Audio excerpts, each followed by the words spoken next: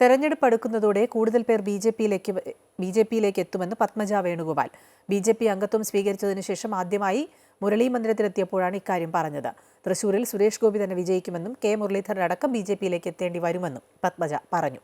തൃശൂരിലെത്തിയ പത്മജയ്ക്ക് വൻ സ്വീകരണമാണ് ബി.ജെ.പി. ജില്ലാ നേതൃത്വം നൽകിയത്. തൃശൂരിലെത്തിയ പത്മജയ്ക്ക് ബി.ജെ.പി. നേതൃത്വം വൻ സ്വീകരണമാണ് നൽകിയത്.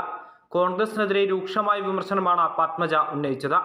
തൃശൂരിൽ സുരേഷ് ഗോപി വിജയിക്കുമെന്നും കെ മുരളീധരനടക്കം ബി.ജെ.പിയിലേക്ക് എത്തേണ്ടി വരുമെന്നും തിരഞ്ഞെടുപ്പ് അടുക്കുന്നതോടെ നിരവധി പേർ ബി.ജെ.പിയിലേക്ക് എത്തുമെന്നും പത്മജ പറഞ്ഞു. മുൻ ഡി.സി.സി പ്രസിഡന്റ് പണം തട്ടിയെന്നും തന്റെ തിരഞ്ഞെടുപ്പ് പ്രചരണത്തിനായി പ്രിയങ്ക ഗാന്ധിയെ എത്തിക്കുന്നതിന് 22 ലക്ഷം രൂപ ആവശ്യപ്പെട്ടുവെന്നും പത്മജ കൂട്ടിച്ചേർത്തു. ഇനി നമ്മൾ സ്വാഗതം ചെയ്യേണ്ട ആവശ്യമില്ല. ഈ ഇലക്ഷൻ കഴിഞ്ഞാൽ ആരൊക്കെ വരുന്ന കണ്ടാൽ നിങ്ങളെ എത്തും. അപ്പോഴേക്കും നമ്മളൊക്കെ ഒതുങ്ങി പോയിട്ടുണ്ടാവും. കാരണം അതിനേക്കാളും പ്രഭവന്മാരെ വരാൻ പറ്റില്ല. ഇവിടെ തീർച്ചയായിട്ടും സുരേഷ് ഗോപി എന്നെ ജയിക്കുന്നതാണ് എനിക്ക് തോന്നുന്നത്. സുരേഷ് ഗോപി എന്നെ ജയിക്കുന്നതാണ് എനിക്ക് തോന്നുന്നത്. ആ പ്രിയങ്ക ഗാന്ധിയുടെ വണ്ടിയിൽ എന്നെ ഒന്ന് കയറ്റാൻ വേണ്ടിയിട്ട് എൻ്റെ അടുത്ത് നിന്ന് 22.5 ലക്ഷം ഉറുപ്പ്യ വാങ്ങി. DC പ്രസിഡന്റ് അന്ന് വിൻസെന്റ് ആയിരുന്നു. അപ്പോൾ ഞാൻ പറഞ്ഞു ഞാൻ തരില്ലെന്ന്. KPC വന്നിട്ടുണ്ടല്ലോ പൈസ അറിഞ്ഞപ്പോൾ എന്നാൽ പിന്നെ ചേച്ചിയുടെ കാര്യം സ്വന്തം നോക്കുക, ഞങ്ങളാരും ഉണ്ടാവില്ല എന്നെ ഭീഷണിപ്പെടുത്തി.